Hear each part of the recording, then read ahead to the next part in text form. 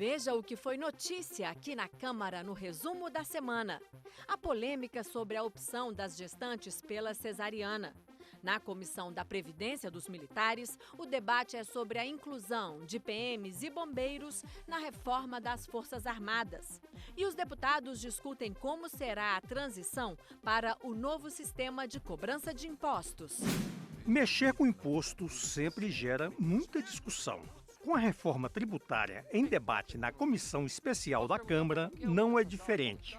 Os especialistas reunidos na audiência pública divergiram especialmente sobre o prazo de transição de 10 anos previsto na proposta de emenda à Constituição para unificar todos os impostos sobre o consumo de bens e serviços, que hoje são cobrados pelo governo federal, estados e municípios. Hoje temos a nota fiscal eletrônica e hoje podemos simular como o sistema novo funcionará antes que ele funcione. Qualquer proposta de reforma tributária mexe com profundidade no sistema.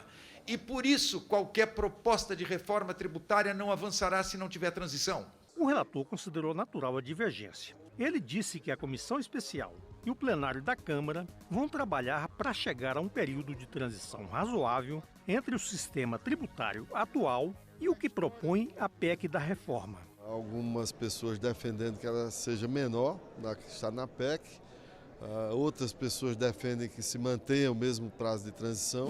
A comissão especial que discute a reestruturação da carreira dos militares das Forças Armadas já construiu um consenso sobre questões polêmicas. Entre elas, o aumento do tempo de contribuição de 30 para 35 anos e o recebimento integral dos salários para os inativos.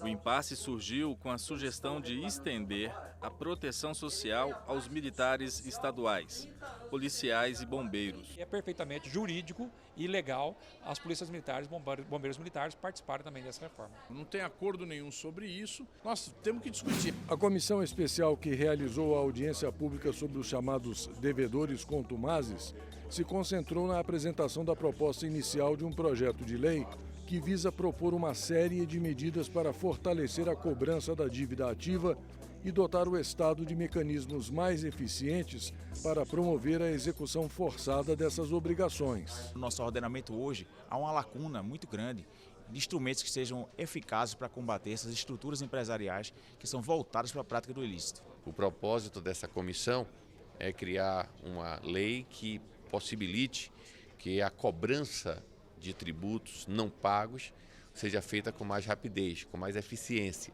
O Brasil tem um dos piores índices de parto por cesárea do mundo.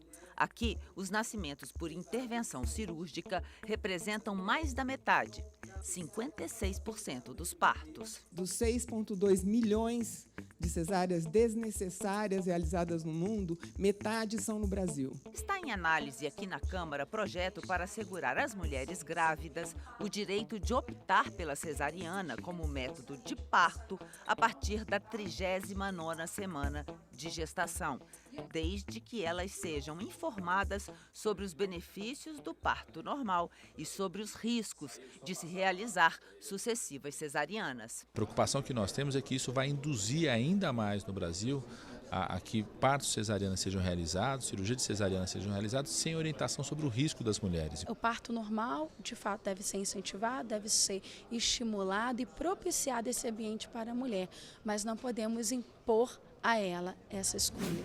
A comissão especial que está analisando um projeto de lei que moderniza o atual marco legal do saneamento básico continua de vento em popa, ouvindo especialistas para aprimorar o projeto, votar na comissão especial e depois levar ao plenário. Um assunto da maior importância porque pode mobilizar 600 bilhões de reais em investimentos para resolver esse quadro grave que a gente enfrenta no país, de que 1 em cada 4 pessoas não tem água tratada e 1 em cada 2 pessoas não tem esgoto tratado. É um descaso. As políticas públicas no Brasil foram construídas basicamente em termos de papel, de previsão constitucional, de normas, que não funcionou. Na prática, está se tentando modificar a lei que ainda não foi totalmente implementada. A lei é de 2007, nós estamos em 2019, os órgãos reguladores ainda não foram instituídos. Numa situação em que a gente não tem mais recursos públicos, a gente precisa de aumentar o investimento privado para você conseguir realmente atingir as metas de universalização necessárias.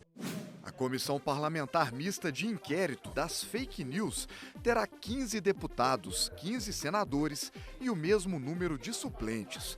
O objetivo é investigar a divulgação de informações falsas para influenciar o resultado da eleição de 2018. Os parlamentares também vão investigar o cyberbullying, que são os ataques degradantes feitos pela internet contra usuários da rede e agentes públicos. Ainda serão investigados os aliciamentos de jovens para cometer suicídio. O deputado Felipe Barros disse que a CPMI foi criada com um espectro muito amplo para ser investigado, o que, na opinião dele, é inconstitucional. Foi feito de maneira proposital com um intuito: atacar o governo, criar fake news contra o governo, dizer que o governo usou de fake news para ganhar as eleições. O objetivo da CPMI é analisar as consequências do fake news nas eleições no mundo, no Brasil, como é que ela se deu. Se o resultado disso vai servir a diversos usos, ora, vai servir à oposição, vai servir ao governo, certamente. No mês passado, o presidente Jair Bolsonaro vetou a chamada Lei das Fake News, que pune com prisão quem divulgar mentiras sobre candidatos. Mas o Congresso derrubou o veto e a lei vai valer já na próxima eleição. A Comissão de Trabalho, Administração e Serviço Público realiza um seminário sobre soberania nacional e popular, que acabou se tornando uma grande frente ampla das oposições, com a presença de muitos atores políticos importantes. Vou mostrar lá na mesa: ex-presidente Dilma Rousseff, governador do Piauí, candidato do PT, que enfrentou no segundo turno o presidente eleito Jair Bolsonaro, Fernando Haddad. A Amazônia corre um risco de nós perdermos ela para as grandes empresas mineradoras do mundo. Mas nós corremos o risco ainda da privatização da Petrobras, da Eletrobras, do Correio, que tem sido anunciado pelo governo, que promete, inclusive, enviar projeto de lei da privatização. A Comissão de Constituição e Justiça debateu 2 projetos que ampliam a relação dos crimes de responsabilidade cometidos por ministros do STF. Eles também seriam julgados pelo Senado quando o resultado de um julgamento for considerado usurpação da competência do Poder Legislativo ou do Poder Executivo. Isso ocorreria, por exemplo, quando os ministros do Supremo tomassem decisões que não estão previstas em leis aprovadas pelo Congresso. Se o parlamento se omite, o judiciário tem que se posicionar sobre temas que são constitucionais. Na maioria das vezes, o que eles chamam de omissão é uma opção política. O Congresso não quer legislar sobre um tema porque entende que aquele tema não merece virar lei. O deputado Fábio Tradi concorda que várias decisões do STF são marcadas pelo chamado ativismo judicial, ou seja, vão além do que prevêem as regras legais, mas considera fora de propósito tornar essa atitude crime de responsabilidade. Imagine que num julgamento do Supremo os 11 ministros decidam de uma maneira e por uma interpretação aqui da Casa, do Poder Legislativo, eles tenham usurpado, entre aspas, as funções do Legislativo ou do Executivo. O que aconteceria? Os 11 ministros do Supremo Tribunal Federal seriam réus perante o Senado? Depende da decisão. Existem decisões monocráticas. Quando a decisão monocrática for praticada usurpando a competência, o ministro isoladamente responderia. Quando for por turmas, porque também tem a decisão por turma, seria a turma penalizada. E quando colegiado, sem dúvida, os 11.